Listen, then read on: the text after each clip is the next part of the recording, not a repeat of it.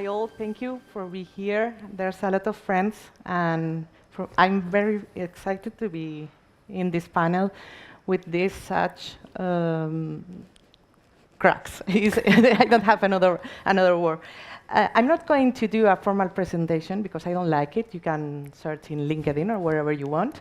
I used to think that what you love, design yourself. And for this, I want both of us to tell us what is your passion and what do you do, what do you do, for what do you do. Thank you. So it's a fantastic question to begin this conversation. So the passion is a word very well connected with change management, right? You thinking about what the meaning of change management is connected with purpose. So the engine of energy you need to change every company, transform in the way of generating new values, new innovation, to create a new DNA. Because when you are thinking to generate a new transformation in every company, you are thinking to create a new value for your customer. So the passion is very well connected with this topic of this roundtable. So fantastic question, because it's the best way of thinking something. I think your passion is very similar to me, and I think also to Anna. Yeah, thank you everybody for listening us. I would say I don't know if it's a passion, but it's a kind of attitude I have towards life that is curiosity. You know? I've been always a very curious child and then a very curious professional, and always this curiosity has been combined with the willingness to learn and to grow and to be a better person in general, right? So at the end, this has brought me towards two main paths. One has been I've been working in different roles. In the past, I've been a private practitioner in a law firm. I have worked as in-house lawyer. In my role as in-house lawyer, I've been both general counsel and secretary of the board of a listed company. I have worked in Madrid, but also in Paris and London, in New York, in Munich. So really, curiosity took me very far. How many lives do you have? Because well, I've been a few years already in the profession, more than 30 years. So that's part of the, resilience, right? And the second part, and it's more recent because it's very connected to my experience in Amazon, but also my times when I did an LLM in New York many years ago, is the willingness to improve, right? Day to day, to challenge yourself and try to improve. And this is very connected with innovation, right? Because at the end, if you want to change, you need to try, you need to explore, you need to experiment, right? And for that is something that is a bit against the bias of lawyers, because we are very, and we can talk about it later today, but we are quite conservatives, because we are trying to be. No. I wasn't born conservative, Never. but then we are trying to do, and it's part of our role, of course, to try to keep and control the risks. But it's also true that without risk there is no progress, right? Yes. So the thing is to be smart enough to choose the right risk to take. First of all, I forget to say thank you, a big thank you to Albert and Flor and all the people of Global Legaltech Hub. Sorry, because I began saying hello to the friends, but for me it's amazing, and it's a present to be here. Okay, we are going to make some questions, but some for you and some for Anna, but you can answer wherever you want, okay? Okay. Iván, we're going to begin with you. Which are, for you, the pillar of transformation of the innovation?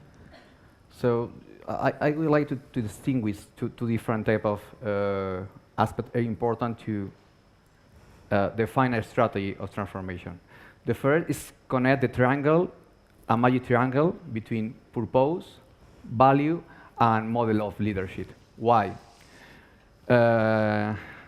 Many people are involved in the transformation. Customer, stakeholders, managers, they need to have a same purpose to change, need a motivation, right? If you need to recognize this purpose and to evaluate and check, the next step is to connect with your values, because the best representation of your purpose is the way of doing. And for example, Simon Sinek say, the best way of evaluating your values is your way of acting, right? For the reason, it's important to connect values, connect purpose, and the next step, connect with the model of leadership.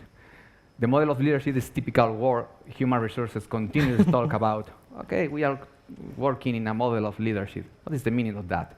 The meaning is evaluating every behavior, because the change management is about the chain of behaviors of people are involved in the process of transformation. It sounds easy. Yeah, it's, but it's very complex, yeah. You can imagine. Yeah. And so it's a fantastic circle or triangle, because you need to connect every point at this axis, and finally to create something very complicated. And in the second level, it's very important to understand this complexity. Every context is very important to understand the process of transformation in every company. There aren't any standardized recipe. You need to understand very well your context. Are you going to say consultants are always doing this? I'm not sure, because you're a consultant? No, yes, No, but I am special. Yeah. But the reason is, it's very typical when you are in the beginning of the process of transformation to collaborate with consultant, because the process of change is better to work with external voices, because sometimes you work only in process of transformation internally with your workers. The friction of different incentives, different motivation, department have a different type of objectives, is more complicated to be aligned. When you are working with consultant, it's very interesting, because they usually apply method to change. In these cases, Not me. Not me. And it's very interesting to have method, but you don't have a standard recipe. Yeah? You need to particular recipe for your context. If the context is politics, is the way of people are connecting all together, different values of the company, purpose, the products and services you are providing, your environment, stakeholder, it's everything. And legacy. Egos? And egos. With the lawyers, it's very... In this container, you have a lot of ingredients to have a particular context. Very close to this aspect, it's very complex. When you are analyzing all the aspects are connecting. In this manner, you are analyzing a problem of systematic. So you need a very well of understanding of the problem, and in particular to evaluate you are working in a complex environment. Thank you. Anna, can you share an example of innovation or transformation project that you are especially proud of? Yeah. There's a lot, seriously, but... No, not so many, but I would like to mention one that saved us, at the end of the day, a lot of effort and time in the legal department in Amazon. We realized with metrics that year after year we were spending a lot of time in low added value tasks connected with our marketing activity of the company, right? We were reviewing all the marketing materials with many changes. You know, it was super inefficient because it took us, as I said, a lot of time and back and forward with the business. So there was a point in which our general counsel challenged us to stop doing marketing, right? They say we cannot afford, we are very limited resources. Marketing should be low risk. I don't agree, but at that time, it depends on what do you compare with, right? But because it has a very clear consumer impact, right? So we said, well, we cannot stop doing marketing low, right, in the team, but we need to be very choosy and really prioritize what we want to review and what we want to set the business free, right, to do. And we realize, because business people, even if you don't believe it, that they are very smart people, very well prepared people. It's just that they think different to us, most of them. So the solution in our view was to make sure they had the materials and the training they needed to do their job well, and become accountable of any legal issue that the marketing campaign could bring. So what we did is to, first of all, to codify everything all the legal advice we had on marketing activities. Of course, we decided that those ones that still retained need of legal review and approval before being published. But for the rest, what we did is to code the different guidelines. To do it, we took the opportunity also to do it, because this was a global project, to do it pan-EU, because at the end, the marketing legislation across Europe is relatively similar, and also our practices were quite harmonized, so it was just making sure we put it all together and implement it. And we published these marketing guidelines. We created a small tree and keywords so that people could find them using keywords. Well, this was launched back in 2014, has been running for 9 years, and has been quite successful.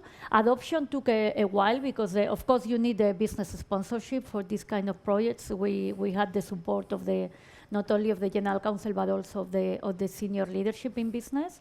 Of course, they were more than happy that people, many of them junior, right, with new materials could take ownership. What was key for adoption were two things. One, training, accessibility. It was very important that the legal department was still there for questions, for doubts, but making very clear that we were not going to review the full staff, that we were there to guide them, in particular new joiners, and to set them free to take decisions and do their own. And what we insisted a lot also was in training. Of course, we make sure that nobody can make promotions and marketing activities without going through legal training. That is also online nowadays, because the population of marketing business people is huge, and we couldn't reach each of them. Of course, we created also what we call office hours, so people could knock at the door of the legal department and really had some hours during the week reserved for them.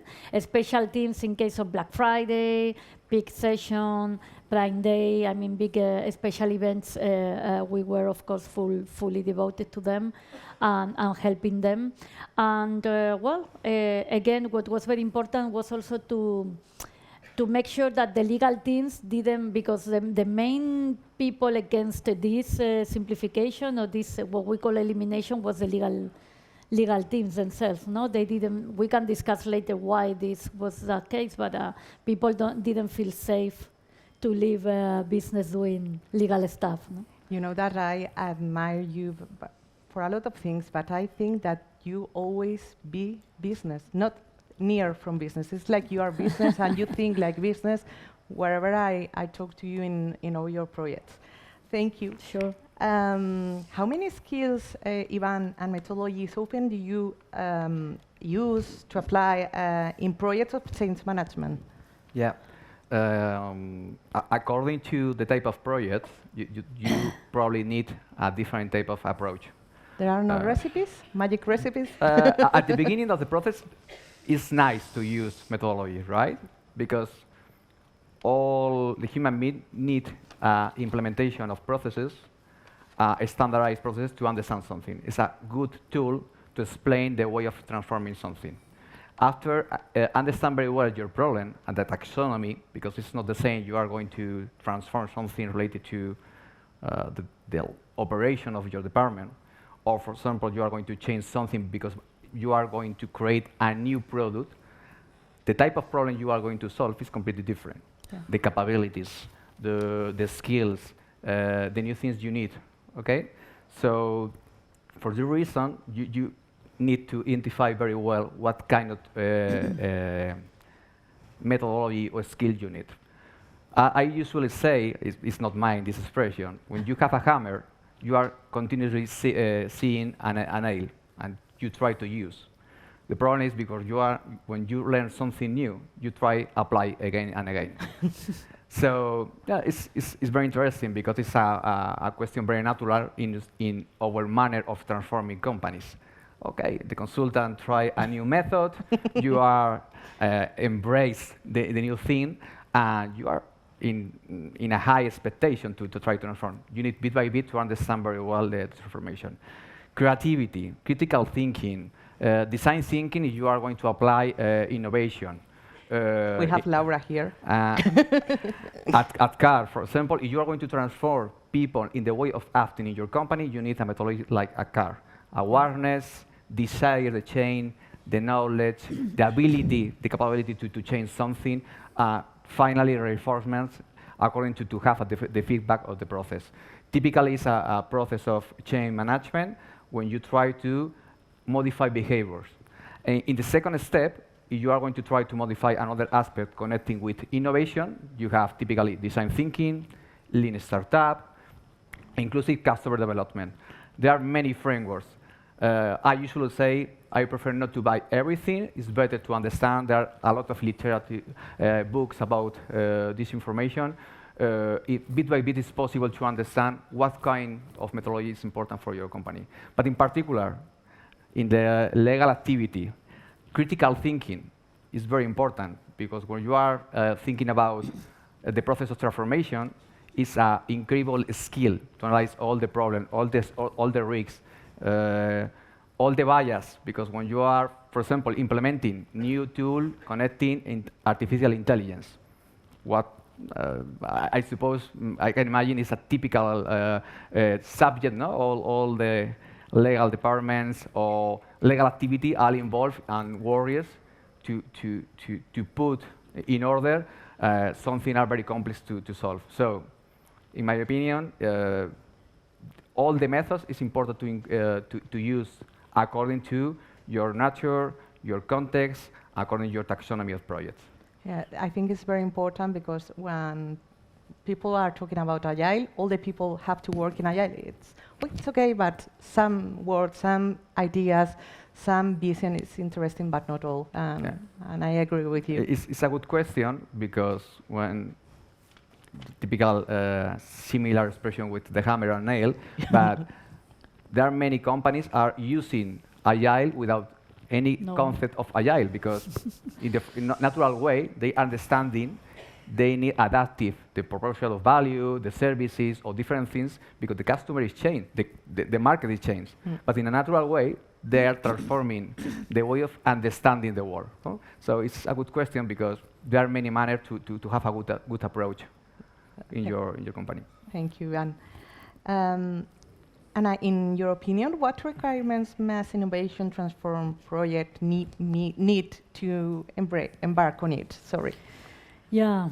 Well, first of all, we need to all be aware that innovating is not easy. It's extra work. It requires a lot of time and investment in thinking, and the impact is not clear always, right? We don't know if it's going to work or we are going to worsen things. So just become. There are many projects that become useless because they are never adopted, for instance, right? So I think it's very important that we in our teams and with our business clients, we take the time to really choose those projects that we believe are really needed because the impact will be huge, right? And for that, we cannot work in a silo, no? In our team or in our room and start thinking and say, I know what you need, right? I'm going to solve your life because I know exactly what you need, no? And how we need to make things work, no? So it's the other way around. You need to be curious, to be ready to listen, talk to the business, talk to understand what are their pain points when working with legal or with the department at the stake. What are their business goals and needs? If you don't understand that, your project will not get really adopted. And also choose what can be more impactful to achieve these goals, both in the short and in the long term, right? risk analysis, right? Where we are supposed to be experts, right? You need to also, what are the incremental risks? We assume when we decide not to review legal materials for marketing, for instance, no anymore. Is this a one-way door decision? Is something that once we set the business free to do their own promotions, etc., is something we cannot revoke if in the worst case scenario? If something goes really bad, or is the other way around? Is something we can try and we can quantify, no, the risk and decide. No? Normally, my recommendation is be very prudent when we talk about a one-way door decision, right? It's not a very good ground for experimenting, let's put it that way, no? And then finally, once you have your project, you have identified what you would like to do and how, you need to run a feasibility analysis, right? You need to make sure with not only that you have the budget, but that you have the endorsement of the business, that you have the technical means you need, the expertise, etc., no? Yeah. When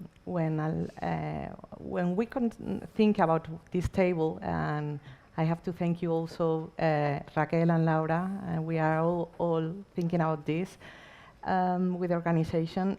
We think that change management is a key, and also there's a typical word that in our sector we didn't say is the fear of the change, the fear of the. We have only 1 or 2 minutes.